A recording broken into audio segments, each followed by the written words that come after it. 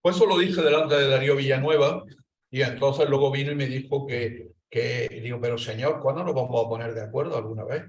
Digo, y entonces me dijo, no, es que están por todo, eso que ya he dicho, ¿no? Están por todos lados, están todos como organizados como si fuese eso, una comunidad secreta que de esto está por todos lados. Digo, pero amigo, ¿me ha oído usted lo que acabo de decir? Usted entiende que eso es decir, es un tipo fabuloso, Américo Castro, pues tiene una insuficiencia del método. Entonces no me venga, no me reaccione usted no me reaccione con una butada, ¿no? Es decir, diciéndome que Santiago existía. Fue lo primero que me dijo. Entonces ya a partir de ahí, entonces ya ha surgido la madre de los vientos, ¿no? Yo decir, ni Monseñor Guerra Campos, que se basa en él, Paco Márquez, reconoce la existencia de la tumba del apóstol y sus restos ahí, como usted, director de la Real Academia de la Lengua, hombre racional y de nuestro tiempo, desmiente a Monseñor Guerra Campos. O sea, es que es el absurdo ya total y absoluto, ¿no? del tema. Entonces no avanza, no podemos avanzar. Por eso ayer decía Emilio, decía Emilio que estaba de acuerdo en separar el problema de Claudio Sánchez Albornoz del de Américo Castro. Es que como no lo separemos, es que, claro, Claudio Sánchez Albornoz, el pobre, no tenía método. Américo Castro tiene método, si bien bucea en universos en los cuales en Estados Unidos tiene muchos seguidores, pero hay antropólogos amigos que detestan el tema de Américo Castro. Voy a decir también esto, y me he quedado sorprendido, y me lo han explicado. Dice, cuando podía entrar en contacto con la antropología, lo mismo que con Durkheim, con la antropología boasiana, para explicar, no la tiene en consideración ninguna. Pero es que Paco Marca en Harvard tampoco, porque yo no estaba en su grupo, yo estaba en el departamento de antropología, y es donde había gente como Michael Herfel y otros que eran estrictamente de una escuela funcionalista o estructural funcionalista, todo eso. Entonces, no hay, y mismo Américo Castro, cuando está en Princeton, no intenta acercarse en ningún momento a lo que es la ciencia social norteamericana. Entonces, claro, hay colegas que me dicen, pero ¿cómo ocurre esto? Cuando nosotros estábamos ahí, en ese momento. Entonces, ese salto hay que darlo, porque si no quedamos atrapados en una polémica estéril. Es decir, que yo llamo la atención porque no solamente en Estados Unidos me ha llamado la atención que sí, Menocal, los otros, Monroe, los arabistas, los hispanistas, pero la ciencia social no sé qué es el tema. Entonces, que es donde estamos en la modernidad inscritos. Entonces, hay que dar ese salto, es decir, porque hay que dar el salto que en ese momento no se dio. Narratividad es un concepto, tú lo has dicho, narración. Ese no está presente en Américo Castro. Sin embargo, es un concepto de la modernidad que ha surgido a través de Paul Ricoeur, que ha surgido, bueno, de diferentes frentes, ¿no? Yo creo que llevar a los que hemos citado, Freire, Fernando Ortiz, Américo Castro, Gamio. ¿quién? Manuel Gamio. Manuel Gamio, el propio Vasconcelos, todo esto podemos bucear, pero siempre a condición de que tenemos que poner las cosas en su sitio, claro, críticamente, porque ¿no? Es que esto no avanza, como siempre tira contra el proyecto. Y la escuela de las mentalidades francesa se comenta que estos autores son, bueno, son unos adelantados a las contribuciones de esta escuela. ¿Cómo lo relacionarías con Américo Castro? Américo Castro rechazaba todo absolutamente, incluso a Brodel y la escuela Anales. La escuela Anales es fundamentalmente porque la identificaba con aquella reivindicación que él asociaba también, que era el tema de la primacía de lo económico, ¿no? Claro. Entonces, la escuela Anales tampoco, ¿no? Y el mediterraneísmo, Brodel era un tipo muy antipático. Yo entiendo que no fuera. Yo tengo noticias muy directas, íntimas de Brodel, del tipo de arrogancia que se gastaba Brodel. O sea que teóricamente podemos vindicarlo, y yo lo he hecho con Andrés Stoll y todo eso, pero luego he recibido de gente que convivían con él verdaderamente informaciones que te llama la atención. O sea, había como una especie de hipocresía también, y entonces lo hispánico, ten en cuenta que Brodel procede de la escuela de Argel y que están haciendo un operativo sobre el Mediterráneo para capturar los diferentes... O sea, que Brodel es un tipo que al final escribe la identidad de Francia. O sea, quiero decir, que es que, entonces, claro, Américo Castro tampoco simpatiza con la escuela Nales, ¿no? Es decir, él entiende que hay una especie de conspiración intelectual, que hay un gran combate por el discurso, y que entonces por eso refuerza el discurso de la hispanidad, ¿no? Pero claro, lo hace al estilo Altamira, ¿no? Entonces hoy cuando... Claro, Fernando Ortiz lo valoraba, pero Fernando Ortiz decía, sí, mi familia es de Mallorca, pero yo soy cubano. Claro. Y esto quiere decir que soy americano. Entonces, o sea, miraba hacia el norte también, y decía, americano. Entonces, es un complejo, unas redes de antipatías y simpatías que son vitales, hay una especie de vitalismo, y que generan sus discursos, como él hoy ha dicho, en relación con la oportunidad política del momento, cómo la geocultura se está moviendo en esos momentos, la geocultura, ¿no? Y entonces, bueno, te lo encuentras sobreviviendo. Francia estaba en crisis con la Segunda Guerra Mundial y Alemania, bueno, también hay ese contexto intelectual, ¿no? Que los que habían creído en Europa, pues ahí se cuestionaba y empiezan todos esos debates de la posmodernidad que tú mismo comentabas que enlazan con el discurso de Estados Unidos, ¿no? Y tienen, hombre, hay unas complicidades y hay también, ten en cuenta que la derrota de Francia en la Segunda Guerra Mundial es muy dolorosa. Pues ya, sobre todo Chávez Nogales y Marc Bloch desarrollaron, Marc Bloch desde el interior en La extraña derrota, que está publicado en castellano por la Universidad de Granada, y luego Chávez Nogales en La unidad de Francia, y también María Zambrano, es decir, Francia es la gran decepción. La pregunta es, bueno, todo esto sí, pero aquí nadie ha prestado resistencia. O sea, hay unas complicidades que no entendemos nada. Eso para ellos, que se había librado la guerra civil a cara de perro, significaba el régimen de Vichy y ese triunfo sin combate de la entrega de la Francia republicana a través del general Pétain, significaba una decepción, era un órdago absoluto, ¿no?, para toda esa generación. El Marc Bloch, que está vinculado a la escuela Nales, al menos lo plantea, dice honestamente, dice, no sé, no entiendo nada, esta es una derrota muy rara, porque aquí no se ha pegado un tiro. Y todo eso. Entonces, claro, se conocen, no pasan desapercibidos. Lo mismo que Portugal conoce a España, los debates intelectuales, que lo decía Américo Castro, nos conocen mejor que nosotros a ellos. Los franceses, a través de la Casa de Velázquez y a través de las instituciones, Marcel Matellón mismo es un ejemplo, conocen perfectamente lo que está ocurriendo Pierre París y todo esto, conocen perfectamente lo que está ocurriendo aquí. Y los españoles, que se siguen muy pronto, que forman comités, el caso de Chávez Nogales, realizan verdaderas labores en el Ministerio de Exteriores francés, casi de espionaje. Es decir, saben lo que está ocurriendo. Entonces hay muchas decepciones en la época, esa decepción barroca, que yo creo que es una especie de amargura que al final, Américo Castro tiene una amargura al final, porque él entrega su biblioteca, como tú dijiste, a la joya. Y entonces le escribe una carta a los hijos y les dice, os voy a dejar los derechos de autor, os voy a dejar el piso, pero nada más. Lo demás os voy a dejar a mis amigos. A mis amigos que están todos, que han venido a ver de Estados Unidos, y ha venido menganitos, sudanitos, son todos hispanistas norteamericanos, y no les deja ninguna herencia a su hijo y a la hija intelectual. Ni siquiera los derechos, digo, los derechos sí, se los da y el piso, pero lo demás, dice, va a parar cuando mata las cosas y las deposita en el juego.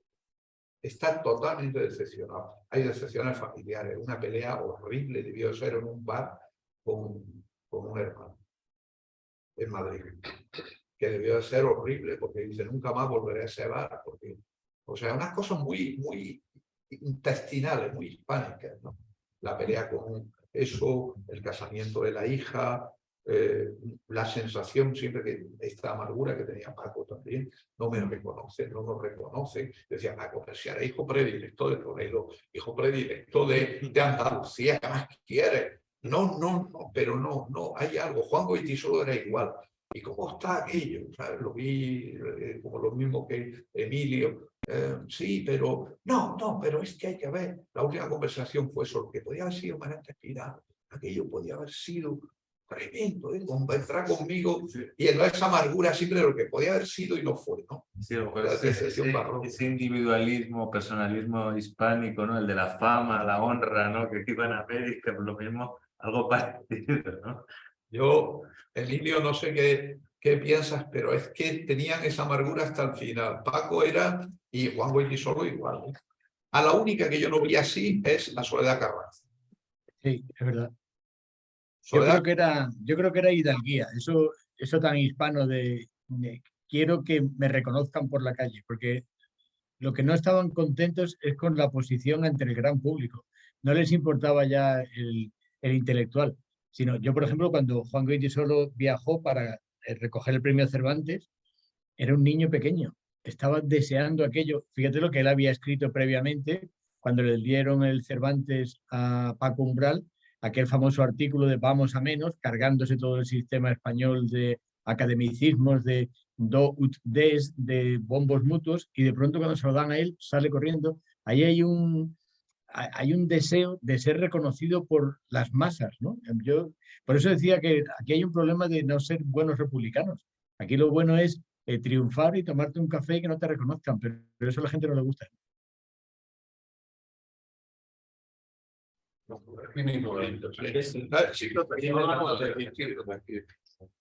yo verdaderamente sí, eso, y eso que tenemos, Madrid es, como decía alguien, una ciudad republicana, ¿eh? El cielo de Madrid es republicano, pero no. Eso era antes, ¿no? Eso era antes. Bien, bueno, la mañana culmina de manera fabulosa, ¿no? Con vuestras nuevas dos exposiciones, ¿no? Bueno, hablando antes de la de Emilio, sí, es muy oportuno y muy bien expuesto y fundamentado la crítica al esencialismo, ¿no? Abordar todas estas cuestiones culturales, históricas, que acaban en unas invenciones y reinvenciones que redundan en nutrir, digamos, de las maneras menos adecuadas una determinada identidad colectiva, sea nacional, religiosa, etcétera, ¿no? Hay una idea que sí me parece que quiero subrayar, ¿no? Que precisamente la has expuesto al final y que puede operar como una alternativa a ese esencialismo para ver si de manera no esencialista cómo recogemos lo que nos viene por distintas tradiciones. Es cuando has mencionado lo del hilo oriental, ¿no? Entonces hay muchos hilos. Entonces, ¿cómo vamos tejiendo con esos diversos hilos? Bueno, también hay un filón interpretativo para sacar lo mejor de Américo Castro. Pero es muy interesante el debate epistemológico, ¿no? Que es la cuestión clave, ¿no? Que has planteado, José Antonio. Vamos a ver. Bueno, primero yo creo que hay un pie forzado en todos estos autores de esa parte del siglo XX y que además también desde el punto de vista epistemológico y de sus propios desarrollos investigadores y teóricos, al haberse truncado esa trayectoria por la guerra y el exilio, pues repercutió en lo que pudieran haber producido y se quedó de alguna manera bloqueado, tirando por otros derroteros. Me refiero a, digamos, visto con cierta distancia, el sorprendente peso del krausismo en la institución libre de enseñanza, en muchos autores del campo filosófico, histórico, bueno, hasta en el campo socialista, ¿no? Claro, visto con cierta perspectiva, el krausismo era un asunto muy endeble. Entonces, claro, se agarraron por determinados motivos también de biografías de algunos mentores de todo ese movimiento y aquella generación al krausismo, pero daba poco juego enseguida. incluso en la misma Alemania el krausismo no tuvo especial relieve, ¿no? Y luego, en el caso de Américo Castro, como en el de otros, pero tú lo has mencionado, ¿por qué se decanta por el ámbito alemán?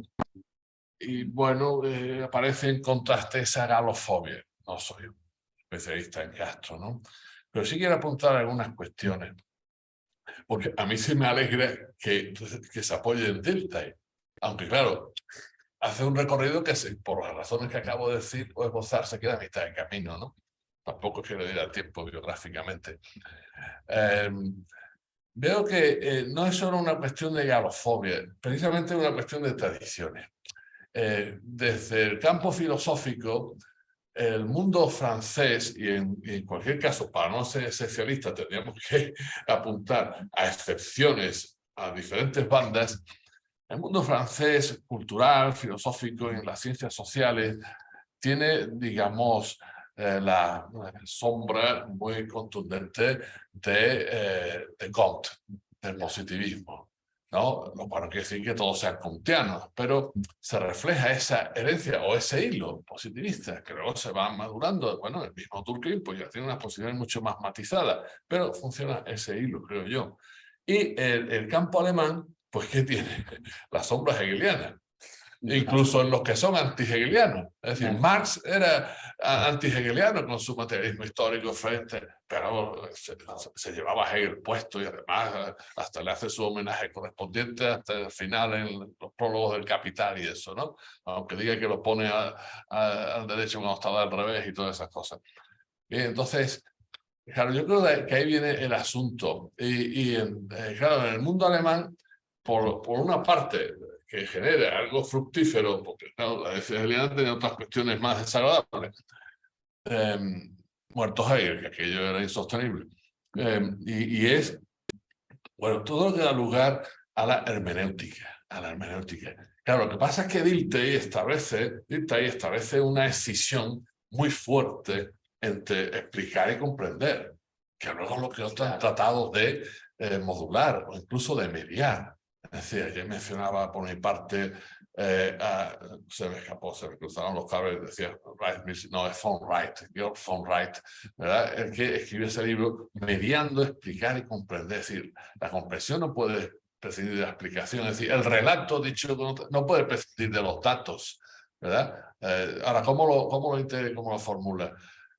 Gallagher, tú has mencionado también a Riquet, luego Appel. Todo esto funciona con esa idea de mediación. Claro, esas dos tradiciones distintas y dejando excepciones por una banda y otra, opciones o vertientes diferentes, no hace falta hablar de excepciones, pues eso, en el mismo campo marxista, el peso del positivismo, pues se acusa en Althusser y su marxismo de corte estructuralista, porque no le gustaba mucho que se lo dijera, ¿no? Y por el otro lado, pues una órbita totalmente distinta, en la misma tradición que viene de Marx, es la escuela de Frankfurt, que precisamente le toma con fuerza una herencia hegeliana muy potente, ¿no? Y tiene muchos componentes de hermenéutica, sobre todo en autores como Benjamin. Entonces yo creo que, claro, ¿qué encontramos en Américo Castro? Pues que se quedó colgado del mundo krausista, ¿no? Y yo creo que eso es un hándicap para él y para muchos, era un hándicap fuerte, ¿no? Claro, ¿qué nos corresponde? Pues, ¿cómo leemos a Américo Castro o a otros de la tradición hispana, digamos, retomando el hilo y haciendo fructificar el hilo en donde ellos no llegaron? Porque ni tuvieron recorrido biográfico, ni condiciones culturales y políticas, ni por otra parte, pues un contexto adecuado para elaborar todo esto, ¿no? Pero sí creo que están funcionando todas estas claves también epistemológicas. Bueno, luego vendrán, como tú has expuesto, ¿no? La simpatía, las antipatías, las fobias y, bueno, los reconocimientos no otorgados, incluso después de su estancia en Francia, etcétera. Y, bueno, eso ya son aspectos contextuales, ¿verdad? Que influyen en todo este asunto, ¿no? Pues sí. La verdad es que hemos aprovechado la mañana muchísimo y todavía no hemos terminado. No, yo lo que dices tú a mí, mira, hay una cosa de Américo Castro. Javier, No, yo quería preguntarle antes, bueno, ya que estaba ahí, pero Es que ayer en la charla que nos diste, ¿no? Tuviste una frase que creo que es más o menos una pregunta que te hiciste, ¿no? De cómo se pasa de la casta abierta a la casta cerrada. Yo creo que fue una de las preguntas que te hiciste y entonces lo que a mí me gustaría es poder un poco debatir eso, o sea, cómo se pasa de, pues, de ese ambiente más o menos abierto, ¿no? Más o menos tolerante, quizá entre comillas, ¿no? Conforme van apareciendo los reyes católicos y tal, a esa casta cerrada que de alguna manera va a ser un poco como casi el origen del nacionalcatolicismo, siendo muy exagerado, ¿no? Digo, a mí es que me recuerda a un libro que leí hace mucho tiempo, que no me acuerdo de la autora, creo que era una mujer, que se llamaba Ni una gota de sangre impura o algo así. Era de algún país pequeñito de estos, Bélgica y tal. Y entonces ella lo que venía a decir es que el nazismo habría que buscar el origen casi en los reyes católicos y en la Inquisición.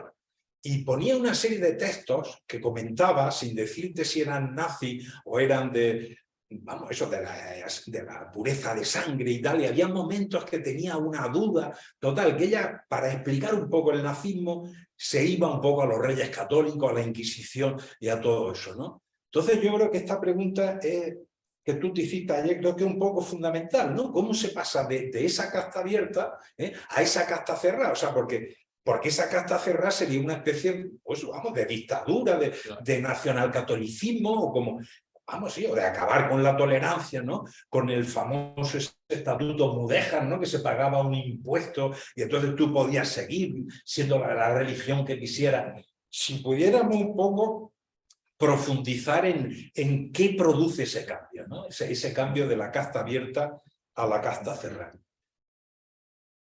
Bueno, pues, ¿se oye? Yo creo que sí, pero... Sí, tengo buena voz. Bien, bueno, yo lo formulé así, a falta de encontrar otra manera mejor de hacerlo, ¿no? Porque he tenido la sensación de que Américo Castro recurre a la categoría casta porque no encontró otra mejor. Claro. Pero tú has señalado que ahí hay un déficit también Mira, este señor. de elaboración, ¿no? Pero el caso es que la utiliza.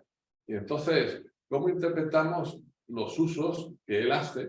Porque claro, es que la casta funciona de distinta manera en lo que describe y explica y comprende del mundo medieval a lo que ocurre después, ¿no? Y entonces yo me permití utilizar esas expresiones de casta abierta, casta cerrada. Pues, en fin, claro, todo lo de los cristianos viejos, la pureza de sangre, los expedientes al respecto, todo eso implica pues, ese cierre de castas que ya no se interrelacionan, al menos como ocurrían antes en ese marco cultural al que Emilio nos ha hecho referencia de nuevo. Bien, bueno, aparte lo del nazismo, etcétera, bastante tienen los reyes católicos porque les echó encima el imperialismo en América, la colonización y todo ello. Pero, ¿por qué ocurre? Bueno, yo creo que se perfilan algunas claves. Claro, en su caso, tú has destacado, Antonio, el papel de la honra y todo eso como valor central y clave, que lo mencionaba también por mi parte. Pero claro, eso era un elemento aglutinante que funcionaba en aquel contexto. Hay que recurrir también a otras claves explicativas, que a lo mejor quedan en segundo plano o no aparecen suficientemente en Américo Castro. Así como la necesidad de reforzar unas nuevas estructuras políticas, como eran en el ámbito peninsular, bueno, para las que ya no valían las estructuras de los reinos medievales de las que se provenían. Por lo tanto, había que cohesionar una sociedad, ¿verdad?, que necesitaba unas estructuras políticas y esa cohesión, bueno, pues tenía que girar, entre otras cosas, no solo por la religión, pero dado cómo juega la religión en aquellos contextos no secularizados, ¿verdad? Y entonces se prima, bueno, pues lo que correspondía a la casta cristiana, ¿verdad? Anulando, digamos, ese flujo pluralista que con sus mejores momentos y sus peores funcionaba antes. Entonces se consolida una hegemonía política que es también una hegemonía identitaria que además se configura de manera excluyente. Entonces ahí donde la casta se cierra.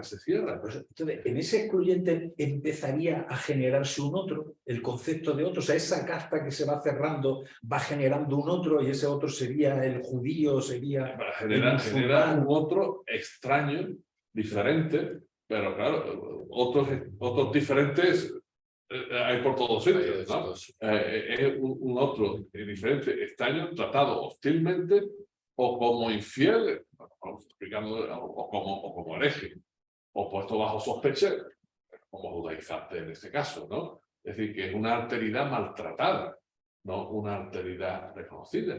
Es decir, reconocer la alteridad no solo es negativo, es positivo, porque no somos homogéneos, somos plurales, somos diversos, incluso interpersonalmente, pero y también cultural y políticamente. Entonces, ¿cómo se reconoce la alteridad? Lo que ocurre con esa casta que se cierra, con lo cual las connotaciones de casta pues aparecen totalmente su negatividad, que por otra parte el uso normal que tenemos en nuestros contextos lingüísticamente de casta, ¿no? Bien, pues eso genera pues esas actitudes excluyentes.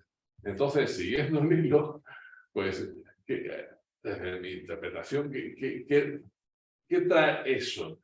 Pues hombre, eso trae una configuración social y política que sin transmisión de esencias, pero tal como ha ido funcionando una y otra vez esa sociedad española configurada de esa manera a lo largo de la historia, bueno, pues fueron hostiles o fueron sospechosos y condenados o expulsados, y no se convertían los judíos, los moriscos, los liberales, los rojos, los masones, etc.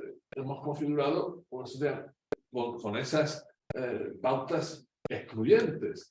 Claro, entonces, ¿cuándo nos reconocemos los españoles, como queramos llamarlo, en los diferentes contextos históricos, compartiendo una morada común? Claro. Ese es el problema que seguimos teniendo hoy, incluso como Estado, ¿no? Y desde el punto de vista convivencial entre distintas culturas. Inciso, es que lo que tú dijiste ayer, ¿no? De los españoles de bien, cuando Feijóo dice los españoles de bien, es que tiene casi una lectura otra vez del cristiano viejo, es decir, nosotros somos los que tenemos razón porque somos los españoles de bien y todos los demás. Exactamente. Que os podéis sentir. Lo dijo cuando el atentado de Algeciras. Claro, lo dijo perfectamente. Dijo que es que no forman parte de nuestro. De lo que somos nosotros. Sí, que nuestra religión nuestra religión no lo asesina o no sé qué. O sea, que casi entonces llegamos hasta hoy en día. O sea, que estamos cantidad de gente que todavía no nos reconocemos en los españoles de bien. Pero además que como no me reconoces, pues me estás haciendo anti-español o no español. O sea, que es que no me estás dejando entrar en... Y entonces casi con ese cristianos viejos llegamos hasta ahora. O sea, que la parte más reaccionaria de Vox y del PP sería casi esos cristianos viejos que siguen teniendo una fuerza increíble, ¿no? De todos modos, yo creo que hay un riesgo de vincular, que creo que ha pasado, ¿no? Con el franquismo que ha estado ahí, sobre todo los de más de una generación más avanzada que ha estado ahí en la sombra, de vincular lo cristiano viejo a lo nacional católico, que eso es un nacionalismo moderno recauchutado con... Pues eso, una caricatura de la tradición, ¿no? Que al final la tradición también es una invención de la propia modernidad. Y lo que yo quiero decir antes de pasar a Eloy y a Karin, que han pedido la palabra, y creo que también después a Cantud, bueno, yo creo que de Américo Castro se le puede reconocer esa contribución a esa historia íntima, ¿no? Frente a la historia oficial, que tiene su valor también, la historia íntima, o la hipócrita, o la historia antropológica, es decir, oficialmente hubo una reconquista, pero después si vas a lo del día a día, al punto de vista antropológico, pues ves las influencias que hubo por dentro, ¿no? Entonces yo creo que esa es la gran contribución y esas carencias epistemológicas pues las compensó pues con esa cultura brutal, ¿no? De la literatura del siglo de oro. Y entonces a través de toda esa información utilizó la literatura para hacer antropología y historia y de alguna manera yo creo que nos falta un poco, aunque hemos hablado del europeísta reformador, del hispanista conservador, pero Claro, es el Américo Castro más que yo creo que más reivindicamos el de España en su historia, ¿no? Y yo creo que es ese de, bueno, yo he hablado de el iberismo metodológico en el sentido de pensar desde nuestras propias cabezas ese nosotros ibérico. Él hablaba mucho, tiene un artículo sobre el nosotros, ¿no? En la historia. Entonces yo creo que ahí también habría que romper esas dualidades un poco que son ciertas, ¿no? Esa primera etapa y esa segunda, pero hay que saber que hubo un momento que él intentó pensar la historia de España de una manera diferente y yo creo que esa es la gran contribución. Y yo, como vengo del tema de Gilberto Freire, pues claro, yo le veo similitudes a esos otros boosianos que cogieron esos principios y empezaron a hacer interpretaciones nacionales de la historia y pues aplicando un cierto relativismo cultural en las partes en conflicto, ¿no? Y él de alguna manera da una visión positiva de todas las partes y crítica también, y yo creo que eso contribuyó mucho para hacernos una idea de la historia de España y Portugal, claro que siempre remarcaba lo de Iberia, iberoamericano, etcétera. Vale, Eloy por orden. Voy Eloy, Ferrín y activar el audio, un momento. Eloy, el audio. Mira, a ver. Eloy. Muchas gracias, Ahora. Pablo. Brevemente, porque soy muy consciente de la avanzada que está la reunión, pero voy a tratar de unir aspectos diferentes que se han tratado últimamente en esta reunión.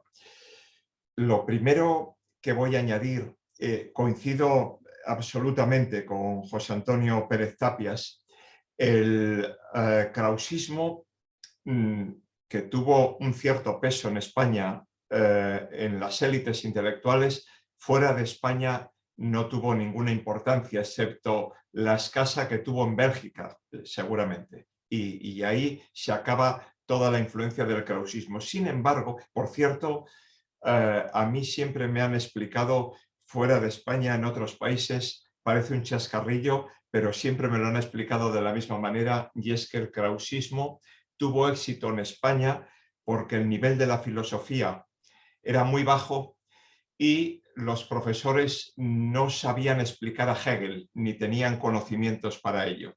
Entonces, digamos que Krause era una versión muy elemental de la filosofía hegeliana, muy elemental y muy simple. No sé si es cierto, pero a mí así me lo han explicado. Bueno, el caso es que en España sí tuvo importancia y prendió en determinados ámbitos, en ámbitos socialistas, liberales, etc. Y tuvo una influencia muy notable durante, bueno, parte del siglo XIX, desde el famoso viaje de Sanz del Río, la primera traducción, etc. Y yo creo que prácticamente llega esa influencia, fijaros, y no es hipérbole, hasta la transición. Quiero decir que yo a veces escuchando a diputados, por mi edad lo recuerdo muy bien, a parlamentarios en el Congreso de los Diputados, sobre todo, las intervenciones que hacían tenían retazos de krausismo, es decir, que había influencia. Y eso yo creo que se debe a que hubo un grupo de intelectuales que abrazaron el krausismo en España, y estoy pensando en Adolfo Posada, estoy pensando en Rafael de Altamira, estoy pensando en Leopoldo Alas, que además sirviéndose de la literatura, pues hizo que se vigorizara el krausismo, y en algunos otros. Pero digamos que la mayor conquista del krausismo para mí fue que pensaron, como no se había pensado hasta entonces en España, en la positivación de la filosofía. Es decir, en introducir una dimensión práctica en la filosofía que diera lugar a lo que ellos denominaban las nuevas ciencias sociales. Y entonces pensaron en la sociología, en la antropología, incluso en la historia, etc. Y claro, todos estos que hemos nombrado, el propio Posada, pues de alguna manera es el padre de la sociología, juntamente con otro krausista que fue Urbano. Altamira fue el padre de la historia moderna en España, etcétera, etcétera. Coincido con José Antonio Pérez Tapias que quizá un pecado, no sé si venial o no venial, fue que eran todos muy positivistas, muy iluminados por Durkheim, pero pensad que Unamuno, que se movía en esos ámbitos, es el traductor de Durkheim en España. Todavía cuando compramos un libro de Durkheim en la actualidad, o de Spencer, suele llevar traductor Miguel de Unamuno. El crédito correspondiente. Y sin embargo, por desgracia, desconozco por qué, así como Hegel fue muy desconocido, también lo fue Max Weber. Es decir, el nominalismo no penetró en España cuando el krausismo estaba muy bien preparado para canalizar la influencia de Weber. Claro que corriendo el tiempo ha dado lugar al interpretativismo, al constructivismo, al construccionismo, etcétera, etcétera. Bueno, por todo esto yo creo que fue muy importante el krausismo y además estoy convencido que los primeros estudios que se realizaron de sociología eran positivistas, pero fueron los de Posada sobre la alimentación del proletariado en los cinturones industriales de la época y eso fue relevante. Entonces, y con esto acabo, Américo Castro, que también había bebido en el krausismo como había podido, no manejaba muy bien algunos conceptos, pero conocía los conceptos básicamente, tuvo la habilidad en los Estados Unidos de introducir muy rápidamente en los departamentos de filología ligados a los estudios hispánicos, lo que él ya en la época denominó, y ahora se denominan así, supongo que él no los descubrió, estudios culturales, es decir, que juntamente con la literatura se enseñaban estudios culturales y por esa vía de los estudios culturales él se hizo con una vocalía ni más ni menos que en la Fundación Guggenheim y en algunas otras fundaciones americanas, que eran las que concedían las becas de investigación de los estudiantes que trabajaban pues sobre todo en Latinoamérica, en países como México y otros lugares, y por esa vía, digamos que se hizo con el control de una parte, al menos de la parte empírica, de la sociología, de la antropología y de algunas otras ciencias. Esa vocalía de Américo Castro en la Fundación Guggenheim, yo creo que debiera ser explorada. Desde luego fue una persona, desde ese punto de vista, muy potente en las universidades norteamericanas. Bueno, nada, por atar cabos, brevemente. Muchas gracias. Muchas gracias, Eloy. Karim. Sí, yo brevemente una alusión a lo que ha destacado Gómez Pellón en relación con los ismos, un dictum que se relaciona con Ortega y Gasset, que decía que en España un experto es un extranjero que viene a hablar de cualquier cosa. Yo creo que es aplicable a toda nuestra historia. Y es que todo lo que se hace en España lo ha hecho alguien de fuera. Si eras erasmista, eras krausista o eras afrancesado, es porque alguien de fuera te había traído la jeringuilla, ¿no? Pero es que también se aplica a todas las grandes orientalizaciones previas, léase fenicio, griego, romano, judaísmo, tipos de islam. La realidad es que cuando Batallón se pregunta, dice, ¿pero qué le pasa? Cuando Batallón hace que se pregunte Erasmo, ¿pero qué le pasa a los españoles conmigo? que se venden ahí todos mis discos, ¿no? Por decirlo en términos contemporáneos. Bueno, pues yo creo que no tenemos que menospreciar eso que tanto hablamos que es el sesgo de confirmación. Cuando una persona tiene una sospecha y va a un sitio y lo descubre, la idea sigue siendo suya. Otra cosa es que le dé forma, ¿no? El krausismo, el erasmismo son fenómenos completamente ibéricos en términos geográficos, ¿no? Que a mí lo que me interesa es la península ibérica en términos geográficos, donde llueve, ahí se llama península ibérica, ¿no? Esos conceptos etéreos como España y la patria y esas cosas, ¿no? La segunda cosa que me interesa es cuando hablaba antes Pérez Tapia, sobre, bueno, la pregunta que le hacían sobre las castas, ¿no? Claro, las épocas tienen sus modos de hablar. Ahora, ¿quién puede escribir un libro que no incluya la palabra resiliencia? Bueno, pues es una moda, la tienes que poner y ya está. En la época, cuando Unamuno hace en torno al casticismo, o el propio Lorca está distinguiendo entre lo castizo y lo casticista, es que es el lenguaje de nuestro tiempo. Entonces él lo llama de esa manera pues porque es lo que le ofrecen en la frutería lingüística de su tiempo. Pero desde luego no hace justicia en absoluto a lo que él después desarrolla como componentes culturales de algo, ¿no? Y saltando a los catecismos duros, blandos, abiertos, cerrados, yo me acuerdo de un viaje que hice precisamente por aquí, por Marruecos, con el cura Chamizo, cuando era defensor del pueblo, que hablando sobre los cristianos que había en Tánger, decía, hay que ver cómo es curioso que primero está la convivencia, que es coincidir en tiempo y lugar, luego está la tolerancia, que es cuando muchos son de una manera y otros son pocos, y ya esa segunda parte depende de porcentaje. No es lo mismo ser del Barça en Barcelona que en Vallecas, ¿no? Por lo tanto, hay un momento en que la tolerancia se convierte en apisonadora. Y eso en nuestra historia se distingue muy precisamente en el libro de Paco Márquez Villanueva, cuando compara en el concepto cultural andalusí, que yo estoy de acuerdo con José Antonio González Cantú, que es su libro, ¿no? Ese es Márquez Villanueva, ¿no? Cuando dice la diferencia que hay entre el epitafio de Fernando III, escrito por Alfonso X, y el epitafio de los Reyes Católicos.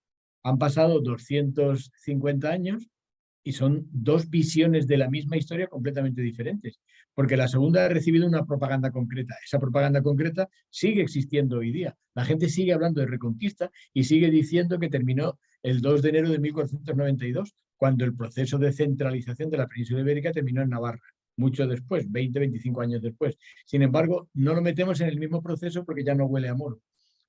Todo esto es una cuestión de propaganda y de palabras que se emplean en sus tiempos. Gracias.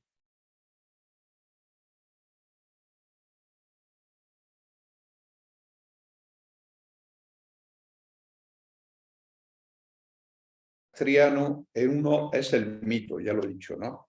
Realmente ni él ni Paco Márquez saben lo que es un mito. Es decir, y entonces empiezan hablando con un sentido muy elemental, muy filológico y muy poco versado en literaturas, tanto incluso del mundo alemán, de lo que supone, como del mundo anglosajón, como del mundo francés. Y por tanto fallan en el análisis. Entonces el tema de Santiago queda desautorizado porque son publicaciones muy eruditas, con debate, pero se le escapa lo esencial. Pero el concepto casta está todavía más claro. Unamuno, cuando escribe en torno al casticismo, yo cuando lo leí, cuando era estudiante, encontré que había una confusión tremenda. Es decir, intentaba dilucidar un problema y no llegaba al fondo del problema. Se quedaba dando vueltas, al fin y al cabo, en un sentido como entonces me quedé insatisfecho completamente. Me quedé satisfecho con Cervantes y el casticismo de Américo Castro, libro del cual creo que no quería saber demasiado y desconozco la razón, en el cual, sin embargo, sí detecta el problema en donde empiezan las castas, como él dice en El hueso del jamón, que establece fronteras internas y que metían en la sopa, y a él le llama el primer pasaporte español, ¿no? Es decir, para saber lo que es un español o no, pues mete el hueso del jamón y entonces se delatan ellos mismos. Entonces ahí sí lo encuentro. Pero ¿dónde está el fallo? ¿Y por qué ha rechazado a Durkheim de plano, completamente, habiendo estudiado en la Sorbona?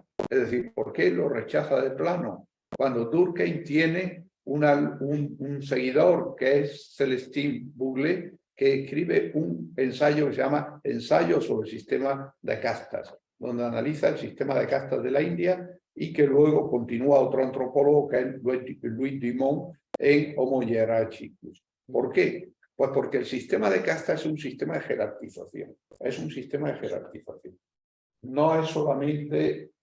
o sea, está claro que son castas abiertas o castas cerradas. Sociedad abierta, sociedad cerrada. Recurro aquí también en una alusión a Karl Popper, ¿no? Que él, en lugar de utilizar la idea de casta, utiliza la de tribu.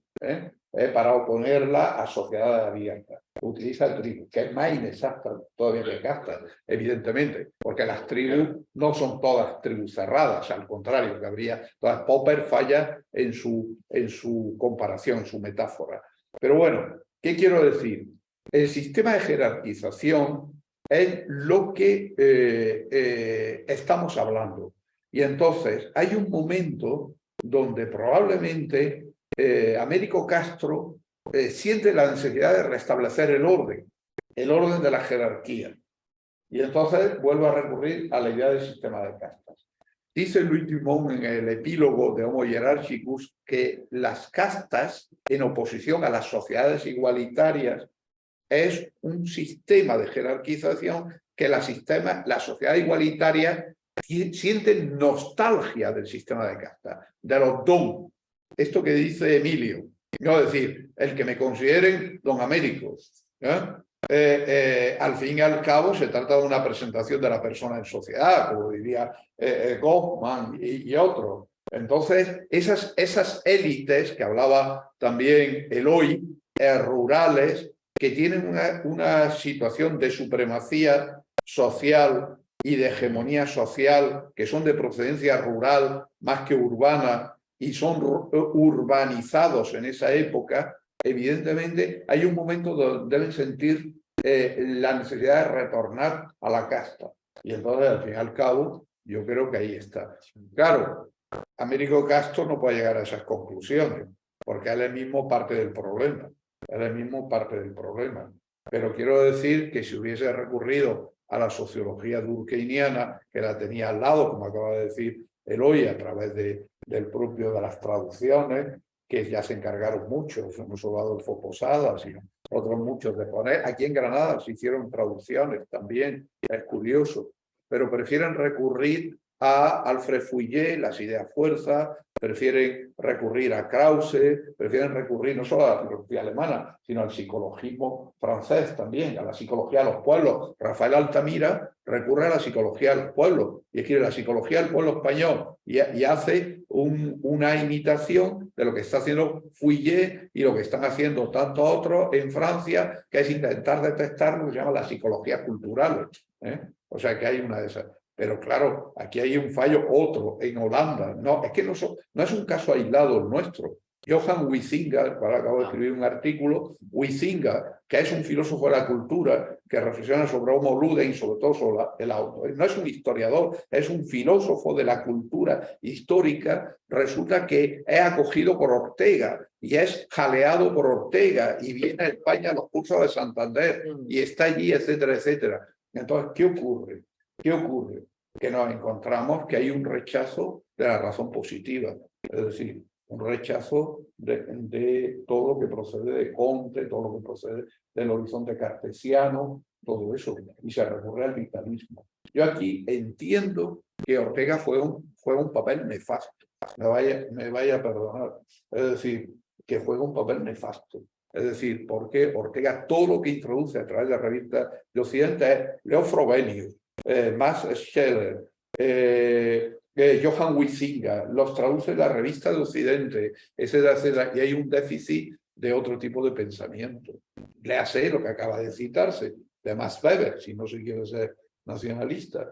Entonces, claro, ¿qué es lo que ocurre con Ortega? Que Ortega el otro día se dijo en Madrid en una presentación, es que él tenía en consideración a Ibn Khaldun y todo eso, pero ¿qué lectura hacía de todo esto? Si él tenía un rechazo a los sures que era intestinal, pero intestinal. O sea, es que desde su estancia en Málaga, no sé lo que le ocurrió, pero juvenil.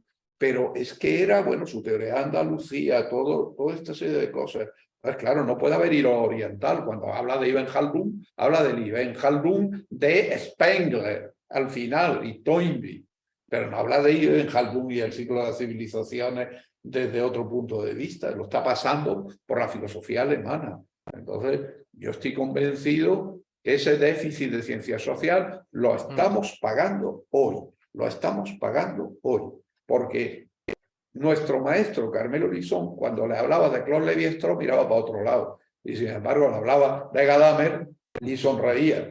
Entonces, bueno, yo estimo muchísimo, y como Eloy, la obra de Carmelo, pero claro, no se puede obviar todo lo que significó el estructuralismo francés.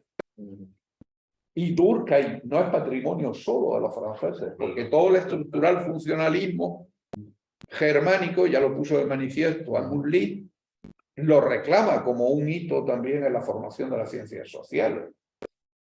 Entonces, claro, ahí hay un esto que no se acaba bueno, yo en la academia en la que estoy, siempre es todo lo que proviene del eje alemán tiene un prestigio del cual sigue careciendo al día de hoy.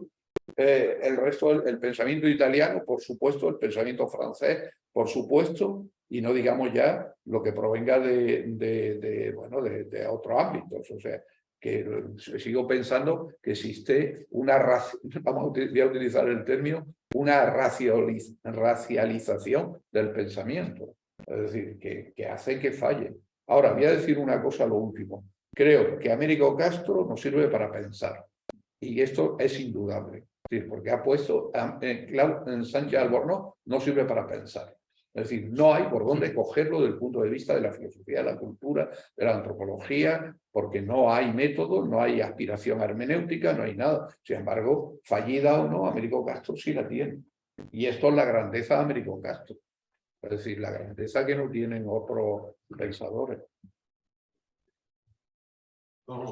Ya está, ya yo creo que...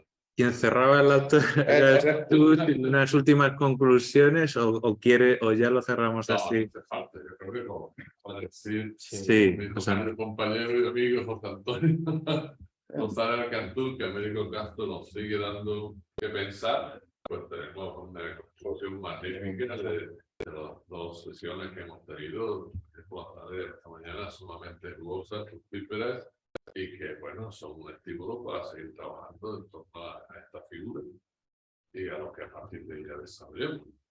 Yo me he alegrado mucho de que, en fin, es el trato más próximo con quien nos conocía, con Antonio, y personalmente, bueno, luego pues a nuestros dos compañeros telemáticos, me alegro mucho de haber coincidido con ellos, aunque sea de esta manera que las redes nos permiten, con sus límites y con sus ventajas. Pues quedamos emplazados para la próxima. Pues sí. Os agradezco mucho que Javier y otros compañeros nos hayan acompañado y luego que vuestro trabajo organizativo de vosotros todos, de Pablo y de José Antonio, para que esto haya sido posible. Hemos empezado a andar. Hemos empezado a andar, que es que si no, no arrancábamos nunca.